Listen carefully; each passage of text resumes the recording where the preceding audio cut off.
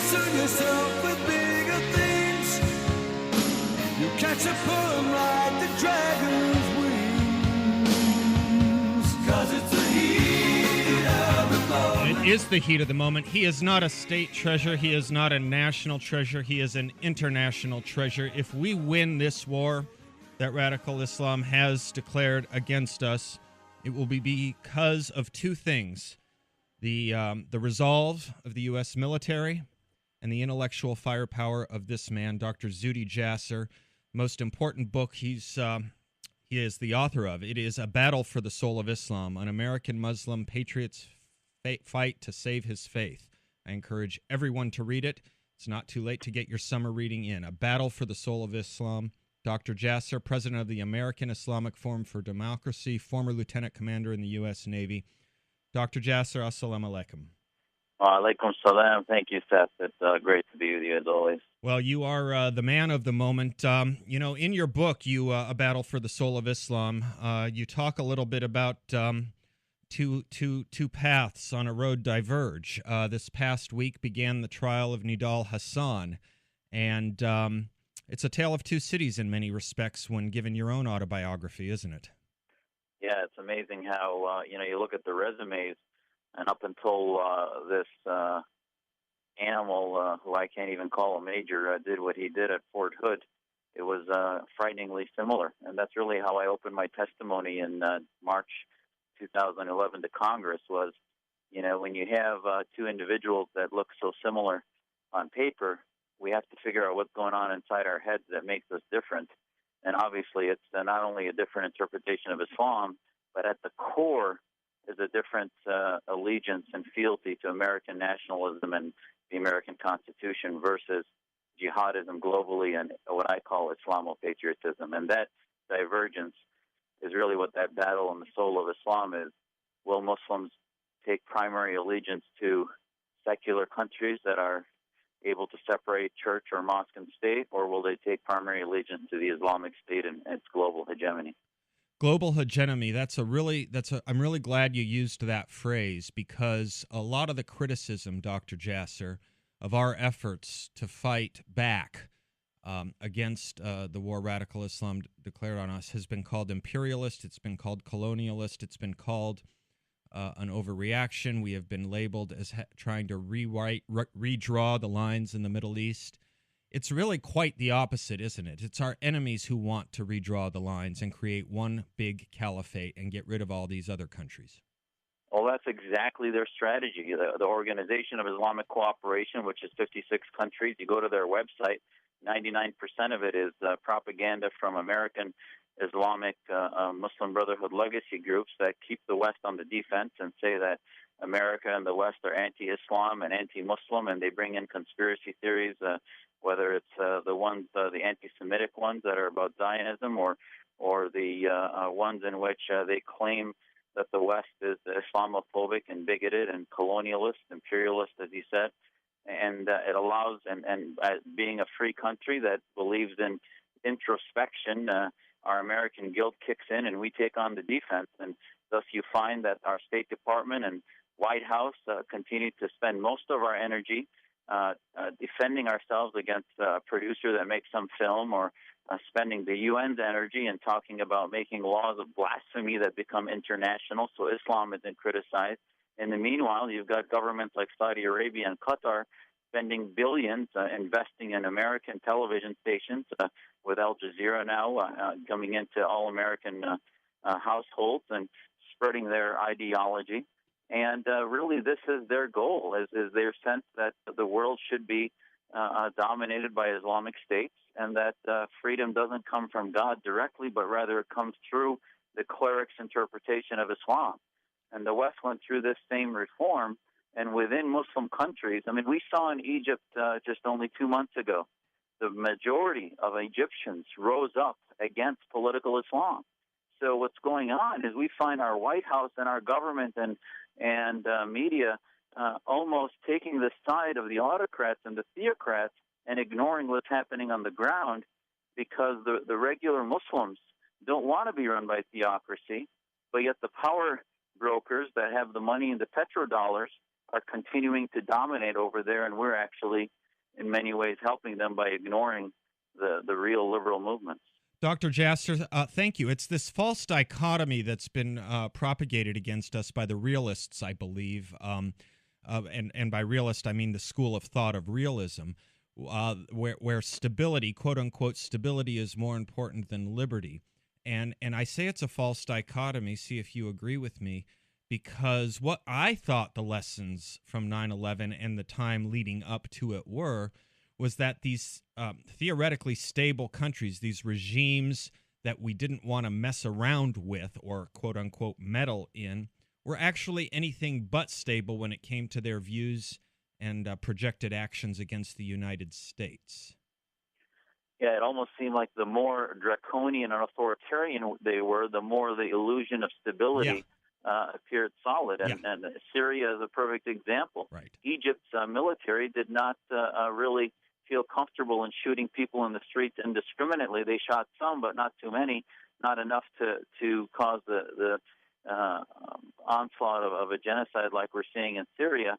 And ultimately, these governments, we have, in some ways, it was because of the Cold War. We picked our allies based on those that were against the Soviets and ultimately didn't really care too much about what they were doing domestically. But then afterwards, Secretary Rice in 2005 in her speech laid this out and said, we for too long sacrificed liberty in exchange for security, and we've gotten neither. And I think if there's anything we can learn from the anecdotal examples like Nidal Hassan or Faisal Shahzad, is that these imams that finally get them into the militancy of the final step are exploiting a long global process in which the identity of Muslims all over the world, whether it's Muslims within our country here or in countries in Egypt and Syria and Pakistan, are really battling between political movements that say that they want to put into place an Islamic State against all those that threaten Islam, sort of the land of Islam versus the land of war, versus we in America that have to begin to have a forward strategy for advocating for liberty. And I think this is a bipartisan or nonpartisan issue. Within the conservative movement, we have to start to think, are we only going to care about these things when they get to our shores? Right. Or are we going to have a conservative philosophy that believes in advancing liberty all over the world, not militarily, but simply ideologically, and standing not only at home for these ideas, but abroad? Yeah, that's right, Doctor. And it starts with, you're right, this should be nonpartisan. It starts with a conviction in ourselves as still the last best hope of Earth, to go back to Lincoln if we could. And I believe that both left and right have wanted to retreat and take a kind of Fortress America view of things, especially after the exhaustion of the fights in Afghanistan and Iraq, which I don't think ended well in the one hand and are not going to end well on the other. Thus repeating the problems that led to Afghanistan becoming a haven for al-Qaeda in the first place. We're going to do it all over again. When we come back, I want to talk a little bit about the ideological battle, the one you're waging, and talk to you about the chances of our success in it. We'll be right back with more from Dr. Zuhdi Jasser, author of the most important book, A Battle for the Soul of Islam. He is also the president of the American Islamic Forum for Democracy, and thank goodness a commissioner on the U.S. Commission on International Religious Freedom. Just another reminder, you can request a copy of Seth's wonderful monologue on liberty and equality via email. Send your request to apcpatriot@gmail.com. That's apcpatriot@gmail.com.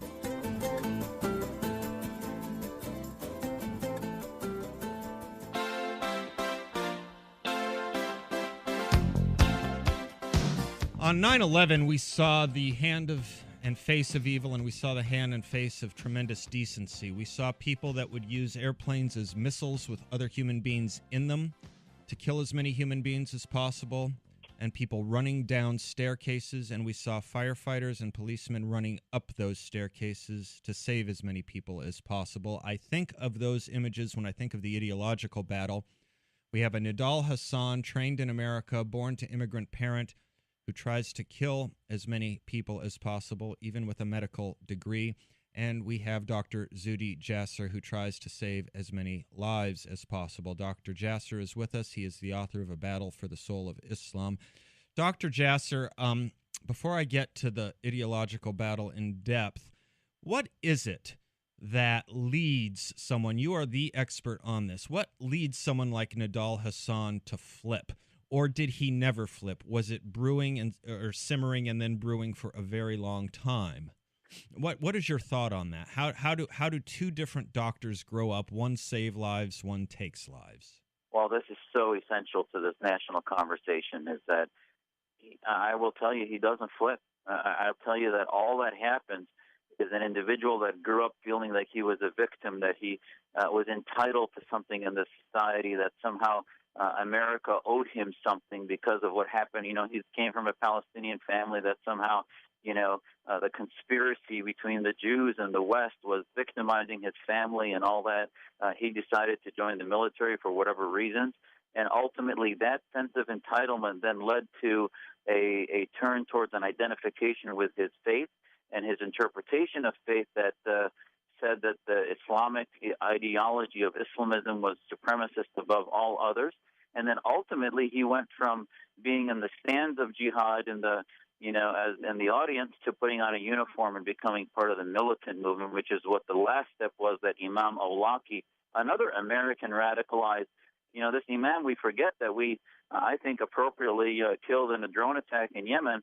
This guy was also American. He started, the New York Times interviewed him right around 9/11 as being a moderate guy. He gave a prayer at Capitol Hill, and he was looked upon as a moderate because he's American-born, didn't have an accent. But ultimately, 2 years later, once war broke out, he put on a uniform. So ultimately, this is why the military is ground zero. I wrote a piece in the Wall Street Journal in 2011 saying that we need to, when we look at security clearances and filtering our personnel, the military, where we're calling on our servicemen and women to serve in a conflict against Islamic State, it's no different than the threats of the communists that were in our services that we had to make sure weren't spies, etc. This is ground zero, and they will end up that final step of flipping. But it wasn't a flip. I could have easily sat with him years before when he was at Walter Reed, and as you talked about in your monologue, I mean, he had signs. He didn't flip. This was an Islamist who was trying to convert patients and talked about jihad instead of what he was supposed to as a physician. I mean, it was obvious. But the docs at Walter Reed weren't trained in this stuff, and they also didn't want to get sued by the likes of the Council on American Islamic Relations. And I think that's what is the most disturbing thing to me of all. This guy was not hiding his ideological warfare against the United States, short of standing on top of Walter Reed with a megaphone. He was doing everything to broadcast it. People knew about it. The FBI knew about it. But no one wanted to make waves. Politically correct sensibilities, so as not to get a negative story because of discrimination, quote unquote, against a Muslim in the military. It will be our undoing. It led to 14 deaths. It did, and there's one of the only attack that constantly the Islamist groups, where they found 70 mosques that sent letters trying to get me off the commission. Similarly, the year before, they tried to prevent me from testifying. They said, Jasser's not an expert in counterterrorism. He doesn't know anything about radicalization. Are you kidding me? The people that are writing reports on radicalization are the ones that don't understand Islam. Right. You need Muslims that are fighting the Islamist ideas to become the leaders in explaining to America what we're fighting, or otherwise we're going to continue to look upon this as, quote-unquote, violent extremism, which is meaningless. It's not an ideological battle. It's simply saying that somehow they all of a sudden pick up a gun or a bomb and decide to become violent, when in fact it's the final step of a global ideology. That's right. I mean, even the Pentagon's after-action report did exactly what you just said. It talked about everything but radical Islam in their report on Fort Hood. They even said this could be an incident of quote unquote going postal, as if this was someone out of the postal service or something out of a movie with Michael Douglas. We'll be right back with more from Dr. Zuhdi Jasser. I want to talk about our chances of winning this thing. Arizona Politics and Culture, the place for intelligent dialogue in the Valley. We continue with our guest, Dr. Zuhdi Jasser. And you're listening to 960 The Patriot. Find us online at 960thepatriot.com and also on Facebook, 960 The Patriot.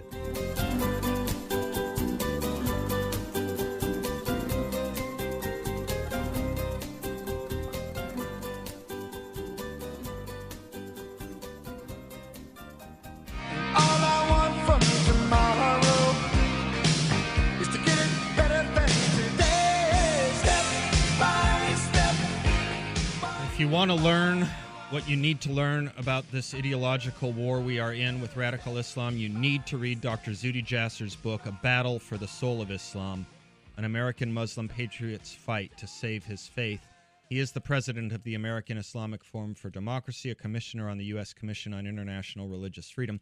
Dr. Jasser, a bone to pick with you. Your official biography says you're a former lieutenant commander in the U.S. Navy. I'm told there's no such thing as a former. You are a retired lieutenant commander in the U.S. Navy. Well, I served, thank you. I wish I could say that. To get full retirement, you need 20 years. I served 11 years, so technically I have to put that. But yeah, I'm always, will always be sworn to my officer's oath as long as I'm alive. Anchors away, my friend, anchors away. Dr. Jasser, this is a hardened ideology we are fighting, a very hardened ideology subscribed to by millions of people around the world. And these millions of people, these millions of monsters, animals, I think was the word you had used earlier. I call them civilization abusers. They esteem death. Dr. Nidal Hassan in his presentation quoted bin Laden saying, "We love death, you love life." The Iranian mullahs talk about esteeming death, that they know how to be martyrs. Dr. Hassan, in his opening statement in his trial this past week, had no problem admitting that he was the shooter and looks forward to getting the death penalty. How do we fight something like this? Can we fight something like this? We do esteem life. How do we fight people who don't have any problem with dying for their cause?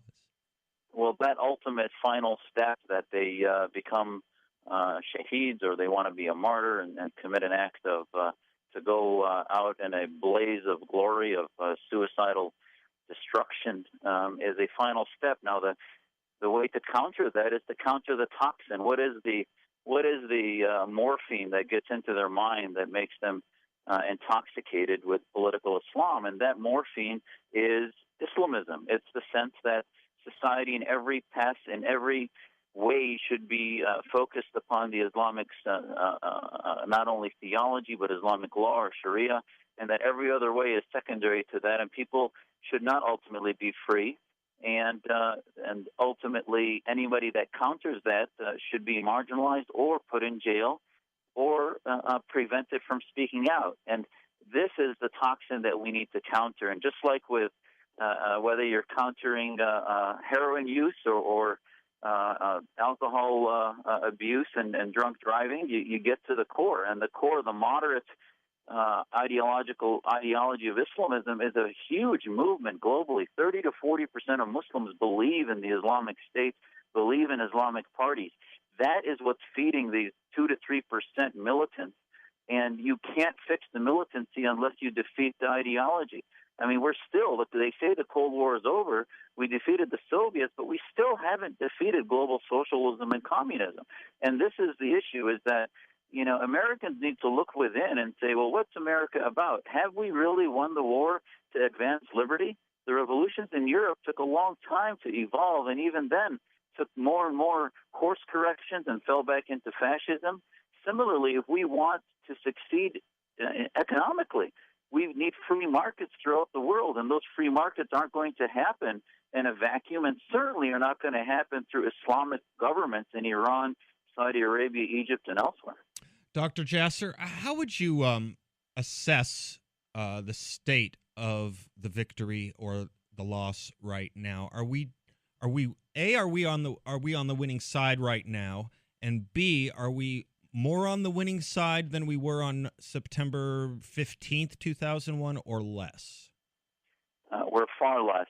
Okay. And the issue is the reason some may argue that we're more on the winning side is a huge step towards the victory against Islamism was the removal of this pressure cooker of dictatorship. Even though many of them are secular dictators, whether it was Saddam that we removed, or Mubarak, or Assad, who's on his way out, or in Tunisia, etc., these secular monarchs, their departure, they created radical Islam through their pressure cooker of autocracy that the Islamists thrived in victimization and imprisonment and torture.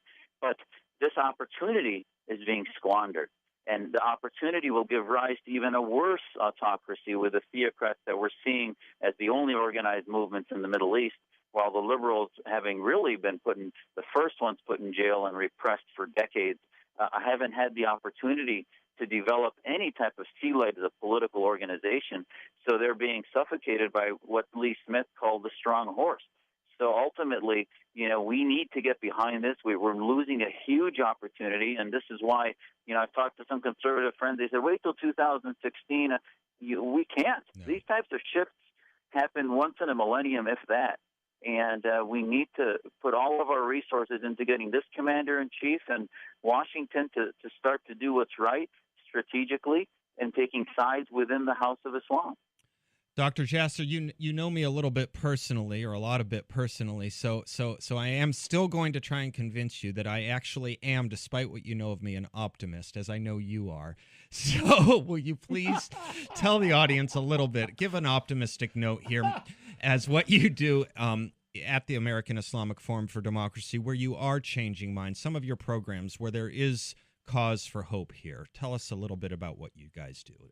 Well, we've engaged with Muslims locally, nationally, and as you said, globally, that believe in liberty, that believe in liberalism, classical liberalism, and the separation of mosque and state, that advance ideas of free speech, that are Muslims that speak out against blasphemy laws, that advocate for the freedom of every Muslim to interpret their faith, and believe in the American experiment everywhere. And we've established contacts in Saudi and Iran, and in Europe, and developed a coalition of organizations that are countering ideologically the groups that are part of the Muslim Brotherhood legacy groups, and many of these leaders are women's groups that often, and what's interesting and I think should bring us a lot of hope is that, as much as I believe America is the leader of the free world, I can tell you the optimism is that I think they're going to win with or without our help.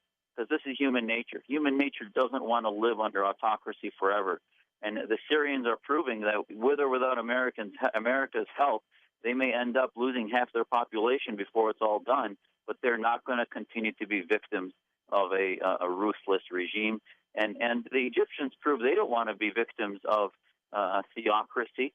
Now, hopefully they won't shift back to the Mubarak era. And I think liberal ideas as part of social media that genie's out of the bottle because of the internet and globalization of ideas. And the question is, will America lead or simply sit in the back of the bus? And I think if we plan to live, we have no choice as to the answer to that question. Dr. Zuhdi Jasser, author of A Battle for the Soul of Islam, an American Muslim patriot's faith. Patriots fight to save his faith. Dr. Jasser, thank you so much for all your work. You are at the tip of the sword of this battle, and I just wish you all the best and all the strength. As always, you too, Seth. God bless. Thanks. Appreciate it. God bless you. Well, I am so thankful for a more in-depth perspective on the battle that we have. And that started, for me, Seth, quite honestly, with your and Dr. Bennett's book. And it has developed over time, and I think we do have an incredible resource right here in the Valley in Dr. Jasser, and understanding exactly the real issues of what we're up against. And it's easy to put labels out there. It's easy for me, not knowing the full picture, to just say, oh, well, that's just radical Islam, and that's the problem. But it is, as we understand from our conversations with Dr. Jasser, it's much more than that. Yeah, it is. And, we think about, or we used to think about, we don't anymore, I wish we did, who is it the government should be listening to? Who should they have been listening to prior to September 11, 2001? I know the answer to that question. The answer to that question is a guy named Rick Rescorla. For people who don't know who Rick Rescorla is, Google him. It's a story that will tug at your heart. He was a British-born man who moved to America in 1965, and he moved to America in 1965 to do what? To join our fight in Vietnam. So he joined the U.S. military. He was in that famous Battle of La Drang in Vietnam, depicted in that Mel Gibson movie, We Were Soldiers Once and Young. He, in short order, became the head of security at Morgan Stanley in New York at the World Trade Center. And after the first World Trade Center bombing in 1993, he knew they would come again. And he trained Morgan Stanley employees monthly with evacuation procedures. He annoyed the hell out of them. Mm-hmm. Come 9/11/2001, he got almost every Morgan Stanley employee out of that building, and he got almost every employee out of the floor above. He did so even though he was made fun of, Yep. even though people didn't want to believe him, and he did so at the cost of his own life. But he's an American hero who, like so many from other countries, get us a little bit better than we get ourselves and get the dangers and threats to us a little bit more than we get ourselves sometimes. He was the kind of man the FBI and the CIA should have been listening to in the 90s. Dr. Jasser is the man we should be listening to now. These guys are heroes, and they're intellectual heroes, and they're ideological heroes. As important, just as important, as the men and women on the front lines in uniform. One of my favorite stories to recount from September 11th, 2001. I'm thinking, and we haven't talked about this ahead of time, but I want to throw this out there for discussion. I have long felt that it would be important for young Americans to have 2 years of service, whether it's military service, foreign service. Is that a reasonable thought because of the way the indoctrination that happens in our educational system? That if every young person that wanted to attend college had to have some exposure to the world outside of the classroom, is there any benefit to that? I know it's probably a pipe dream in reality, but philosophically, is it? You know, it's actually not an unconservative position. William F. Buckley, the father of modern conservatism, wrote a book in 1970 called Four Reforms, and one of those four is exactly that, some form of voluntary national service. I almost would take it one different step, though, and say serve in another country. Yeah. I want people to know what it's like in other countries. People don't. And thus we take for granted what we have here. Thomas Paine, in his pamphlet Common Sense, said, "The harder the struggle, the greater the reward." But the more important line was the one leading up to that, which where he said, "What we achieve too lightly, we esteem too cheaply." People don't understand what we have here, nor do they understand what the rest of the world goes through. I would encourage service. I would encourage it spent some of that time elsewhere. I say over and over again, people aren't trying to get into this country because it's worse than everywhere else. Right. The Gates test. That's Bill's thing. It's called the Gates test. He says that's how you judge a country. When it opens its gates, which direction do people run in? Do they run in or do they run out? In America, when you open our gates, people run in. In America, when you close our gates, people run in. Somehow these people understand what's precious here, and they don't come here to recreate the tyranny they left. We're going to say something about that in our very last segment that I think people will find special. And speaking of our last segment, what do we have coming up next hour? We're going to do some politics with Matthew Continetti in Washington. He's the editor of the Washington Free Beacon. Such a smart guy. Find us online, 960thepatriot.com. Arizona Politics and Culture has a tab right there in the middle of the page. It links you to podcasts of the interviews and discussions you hear right here on the program, as well as a convenient button to send us an email. Again, that is 960thepatriot.com. Look for the tab right there in the middle, Arizona Politics and Culture.